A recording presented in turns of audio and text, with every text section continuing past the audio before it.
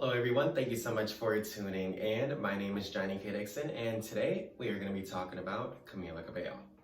So on December 6, 2019, Camila Cabello released her sophomore solo studio album. This album is titled Romance, and today you're going to get some insight on my interpretation of this album. So quick overview of what this video is or how this video is going to go.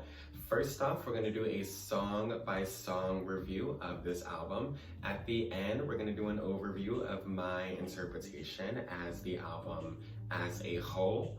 We'll give the album a rating, then we'll end with some closing thoughts to tie everything together. So without further delay, let's go ahead and jump into this review.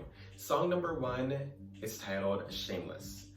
As the intro to this album, Shameless was a really marvelous song. It was the perfect song to use as an intro. Shameless is a song about Camila coming to terms with finding someone who she is addicted to. Now, whether that is a good or a bad thing, that's what we're going to find out as we listen more to the album. But I like that she uses this song to reel us in. I love how unapologetic she is about how shameless she is. And I love that she demands that same level of shamelessness out of her partner. The song starts off on a moderate tempo, and then it does a really good job of working at its own pace to build to something faster that ends up building to something with more layers as well. It starts to pick up towards the end of the chorus, and the song ends up becoming a lot more exciting. She also does a really good job of keeping up with the energy as the song starts to pick up as well. I also love the power that she gives every single time that she sings the word shameless. Every single time she sings it, you can feel the power and the depth and the emotion that she put into just that word alone, and that added a lot of quality to the song. So Shameless as an intro to the album once again did a perfect job. Not only did it lay out what we may be listening to as we go throughout the album, but it made me excited for what was coming next. Song number 2 is Living Proof. Now, with this song, her lyrics start to take more of a metaphoric approach. Camila compares her lover to that of a deity. She's not necessarily outright calling him a god, but she is using her lyrics to describe her lover in a pure way, in a graceful way, and the way that she describes him makes him pure on a contagious level, where every time they're together, she can feel the power of his presence. Now, as the second song on this album, unfortunately, it does lose a little bit of the energy that Shameless established. However, it doesn't completely lose all of it because it revamps some of it through her vocal ability. And so Shameless as a song did a really good job lyrically and sonically, whereas with Living Proof, she did a good job lyrically and vocally. The producer, of course, did a great job, but vocally she really shone through on this song, especially during the chorus. And so this song does a good job of showing that she has more to give and that she doesn't need to rely on her producers to make a good track. Song number 3, Should Have Said It. In this song, Camila directs her attention to an ex-lover who took too long to realize that he wanted to be with her. So this song was a classic case of not knowing what you've got until it's gone. And she's basically saying that if you really love me, you should have let me know earlier on, or if you really love me, you should have known that from the start. I do like that she still has a few moments in this song of showing off her vocal ability. It's mainly in the pre-chorus.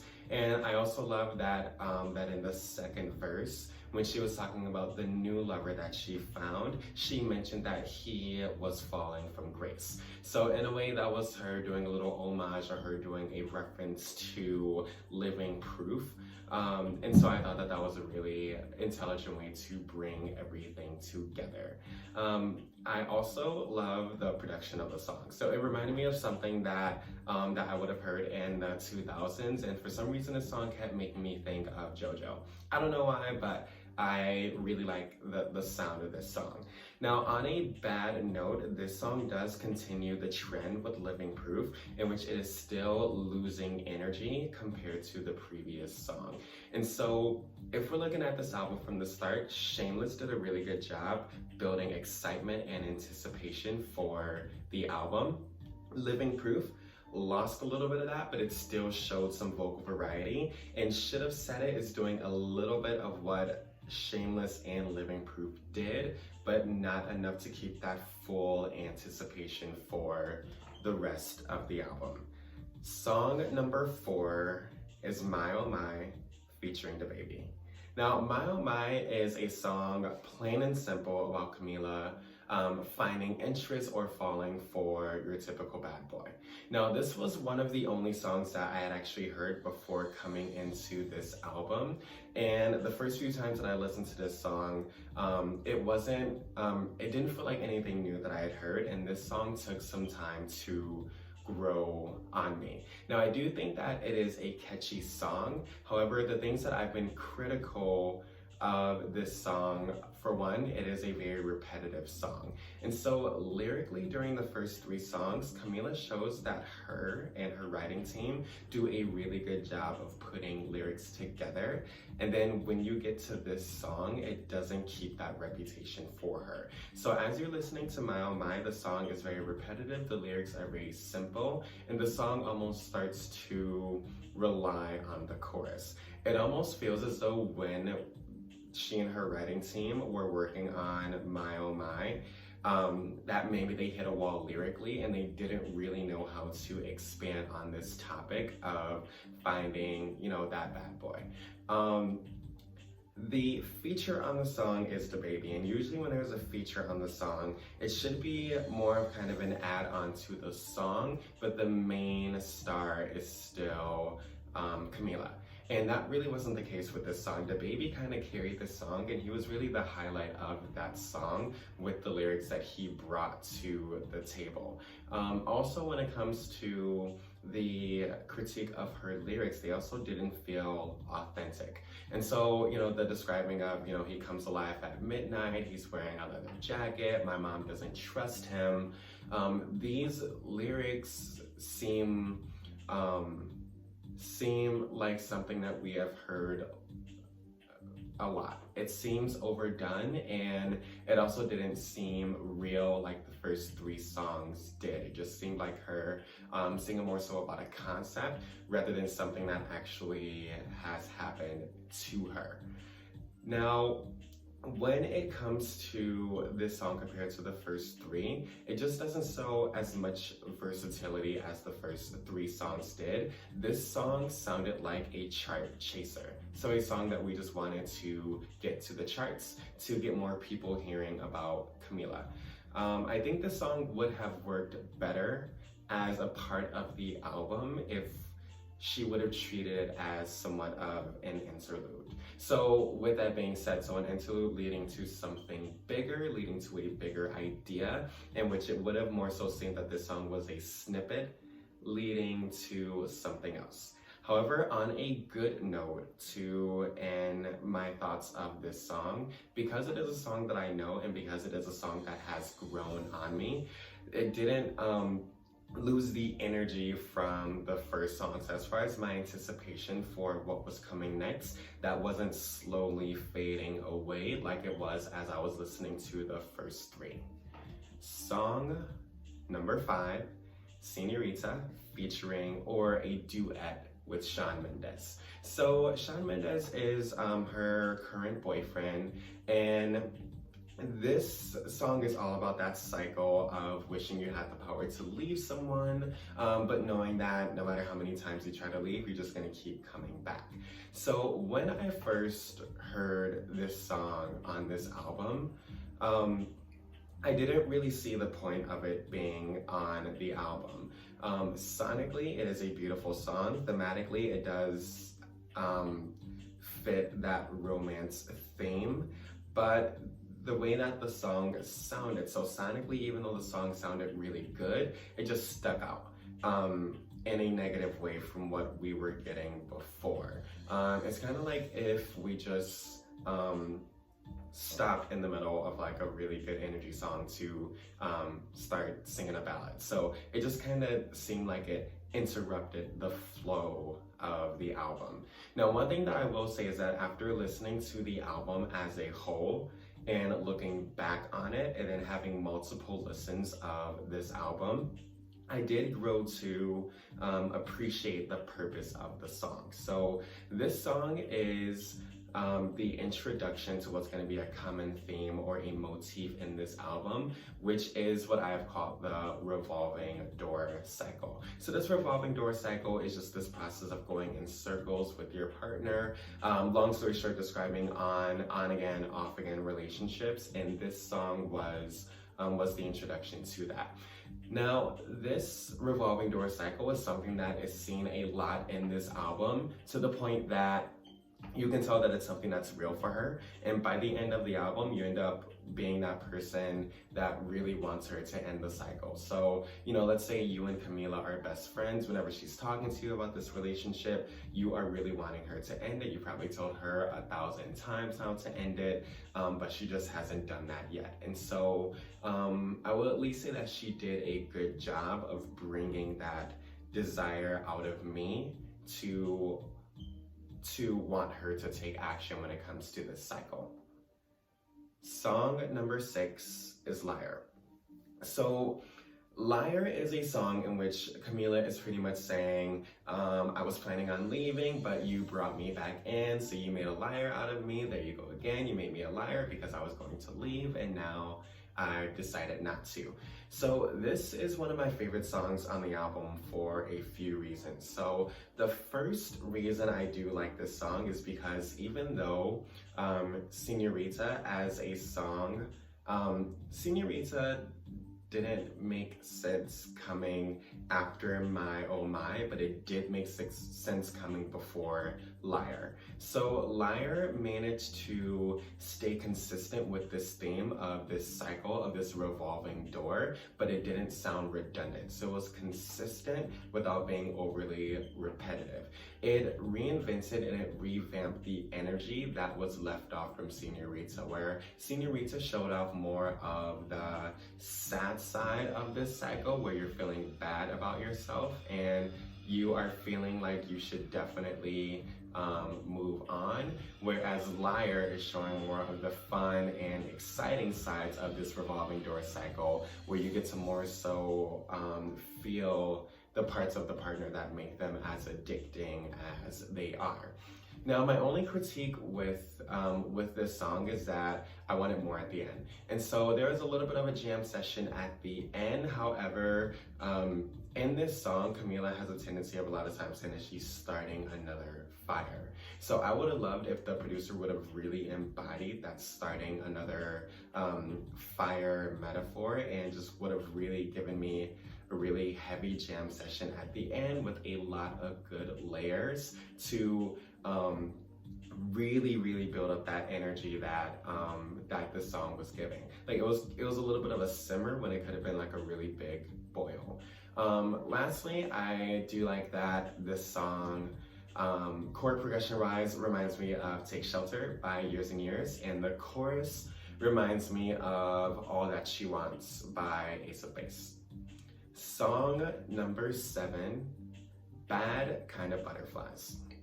Now, Bad Kind of Butterflies is a song about Camila loving two people. And so in essence, she is expressing having guilt because she is loving her partner, but she is also starting to have feelings for another person. So these feelings that she is having are what she is describing as her bad kind of butterflies. Now, as a song, it is a beautiful sounding song. She does a really good job stripping things down.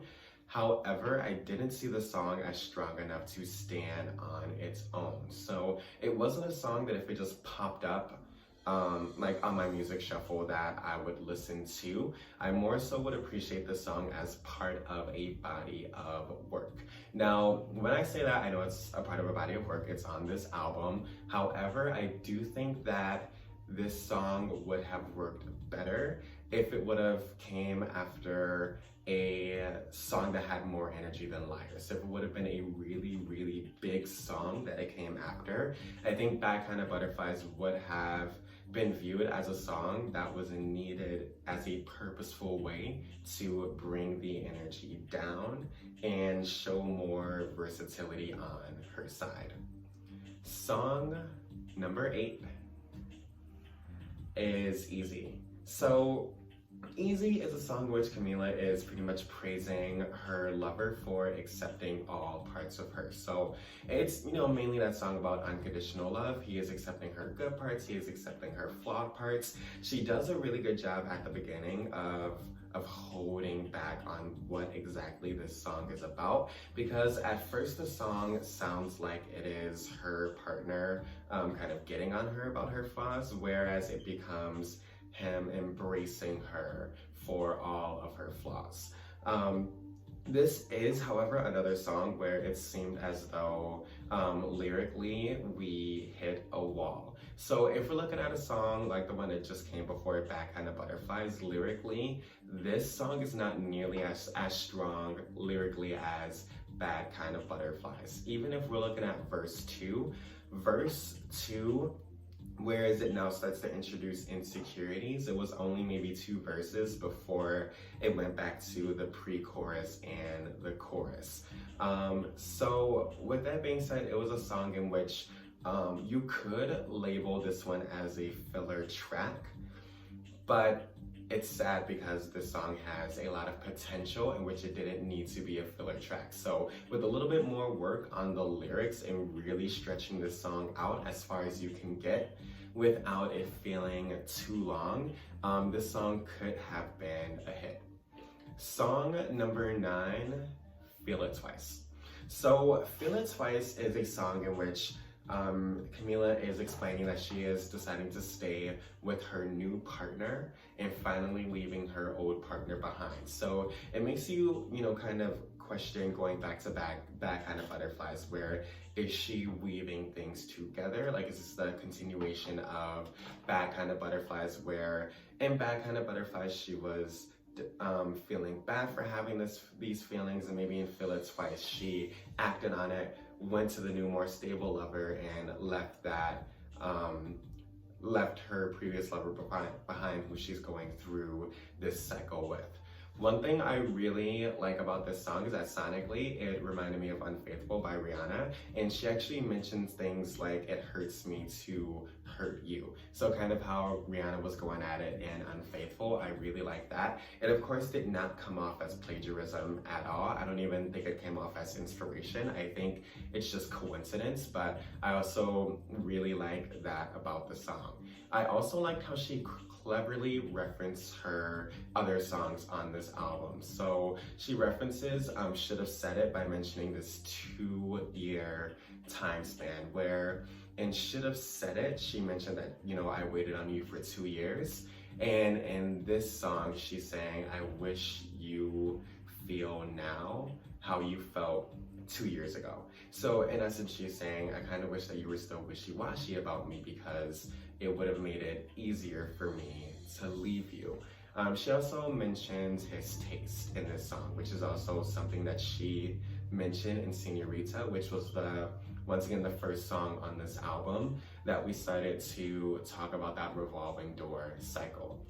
This song also showcases a deeper emotion in which you could tell that she didn't necessarily want to choose the new lover that she chose.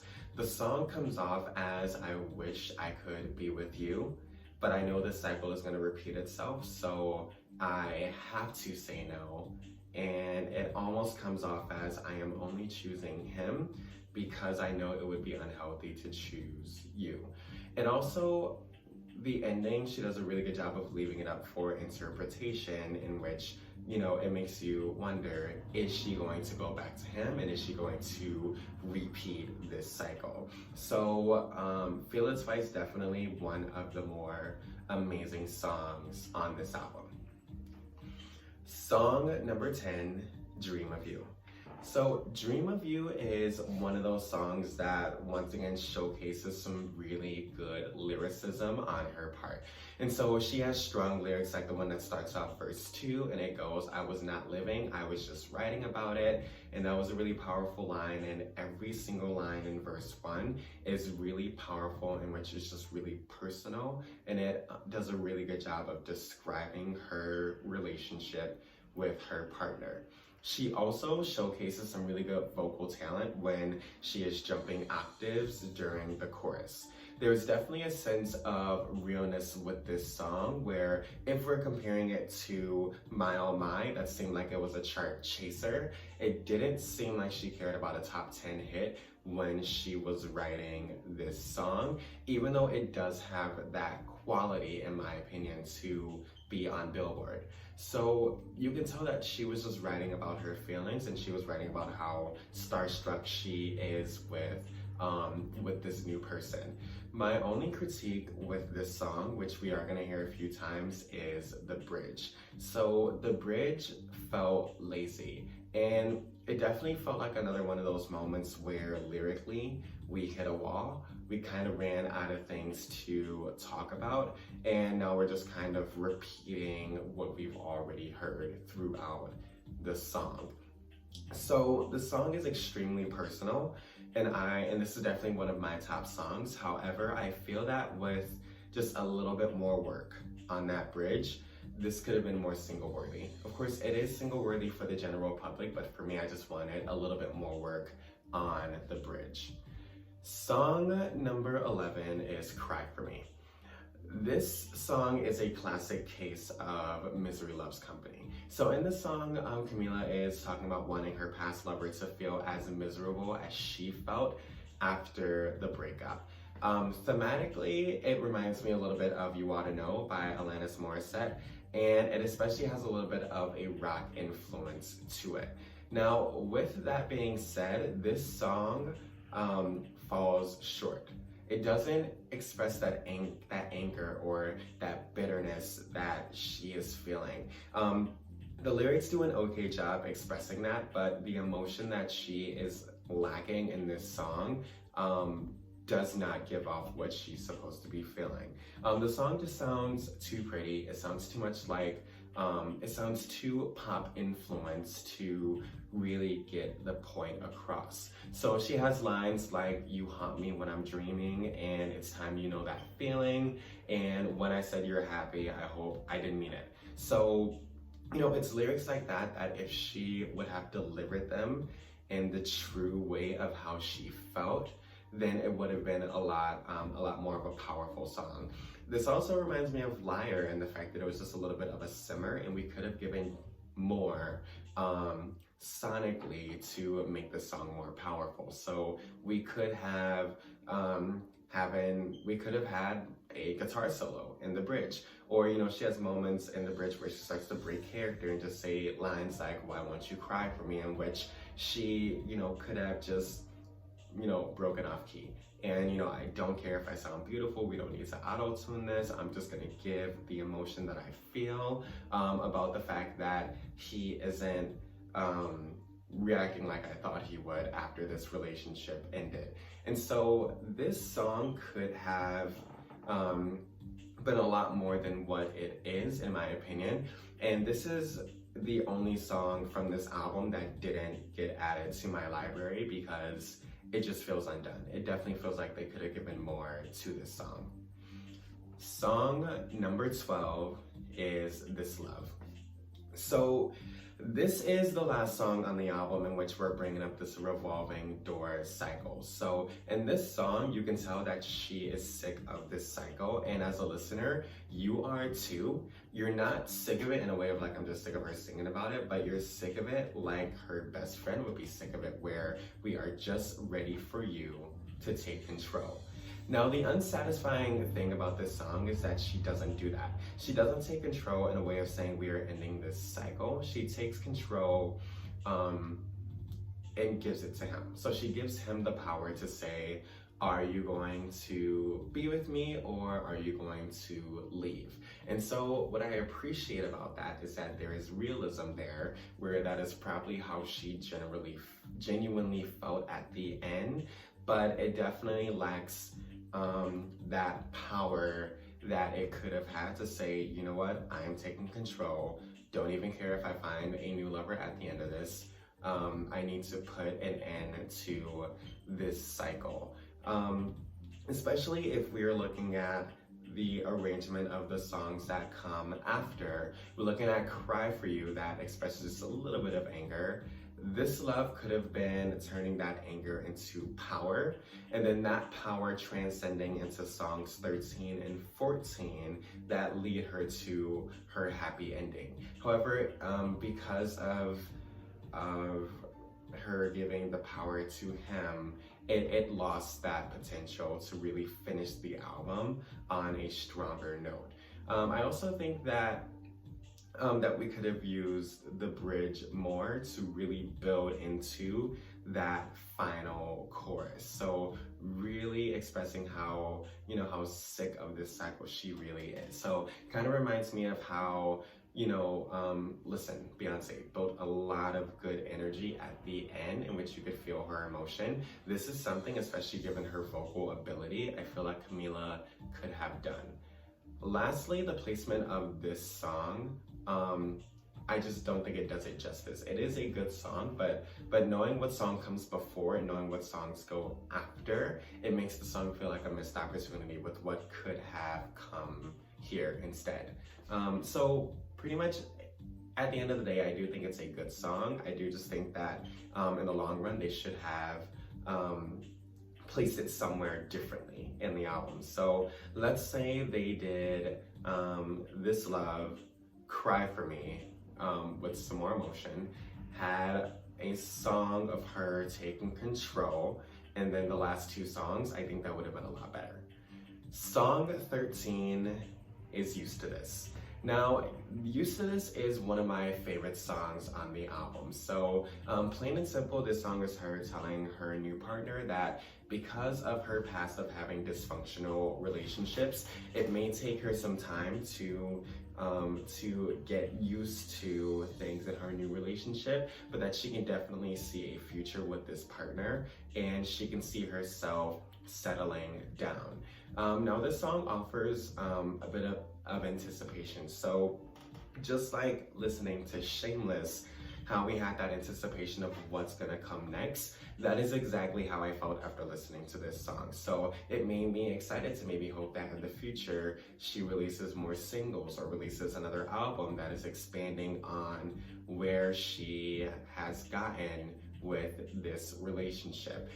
Just like with some of her previous songs, I think that she could have expanded a little bit more on the bridge. I think that the bridge was one of those things where it's like, let's just get it over with so that we can get to the final chorus. But I think that she could have expanded more on the bridge to talk more about the things that she is excited to get used to.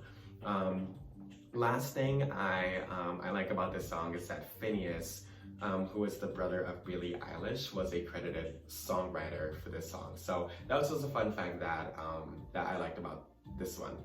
Song number 14, last song of this album, is First Man.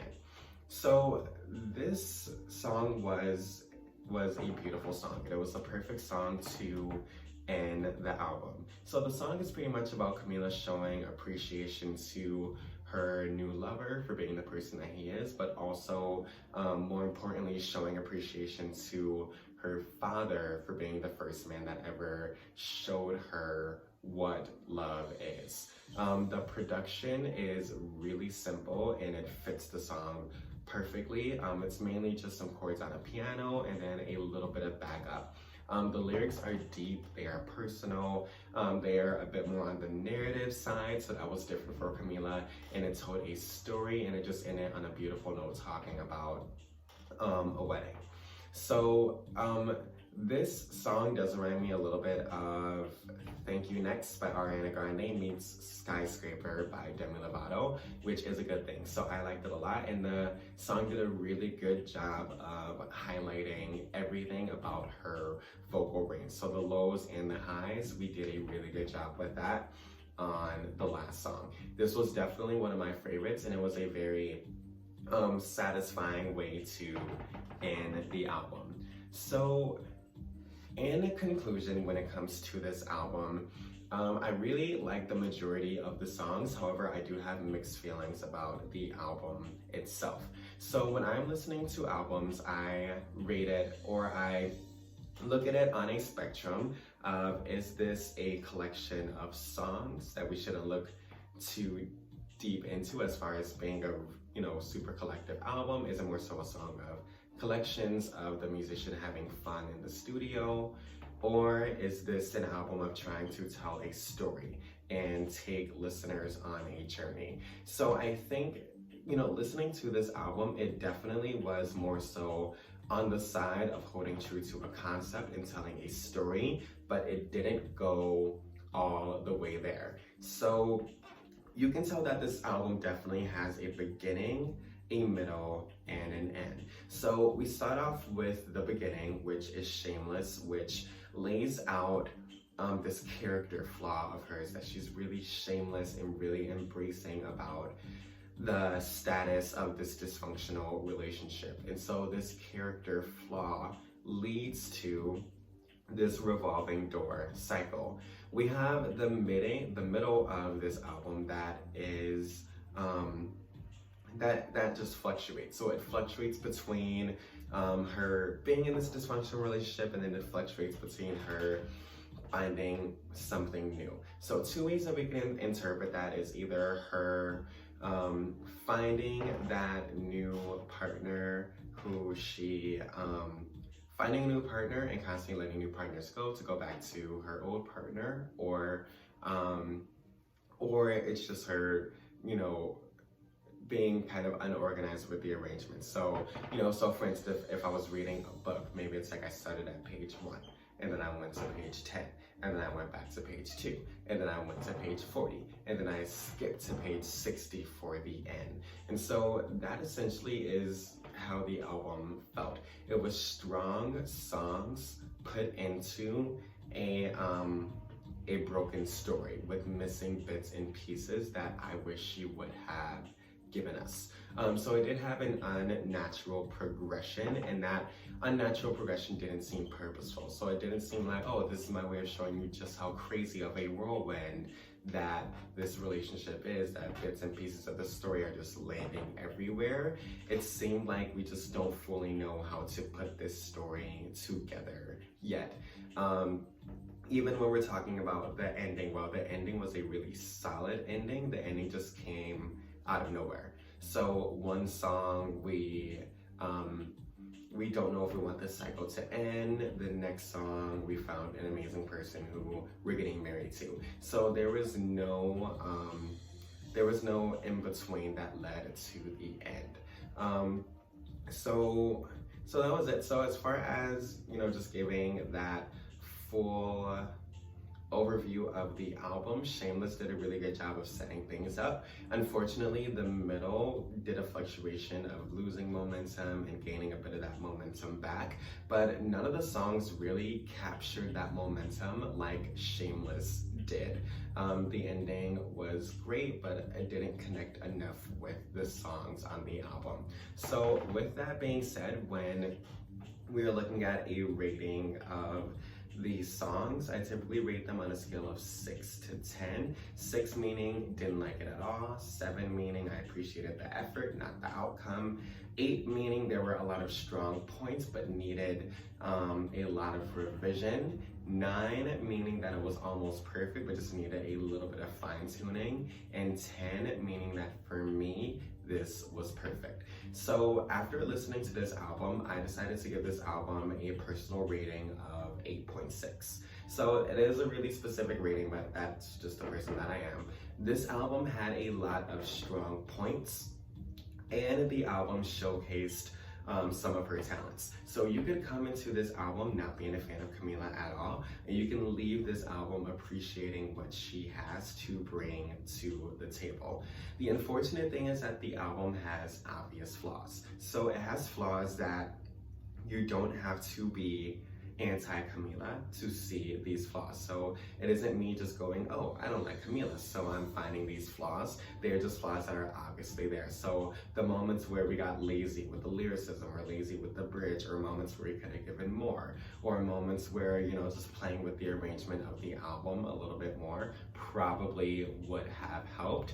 These are the things that kind of stuck off me as far as like, okay, you know, I would have rather the album been pushed back a few months so that we can really focus on asking ourselves, is there anything more we can give to this song? If so, let's give it. If not, it's done. So with that being said, that is my interpretation of this album.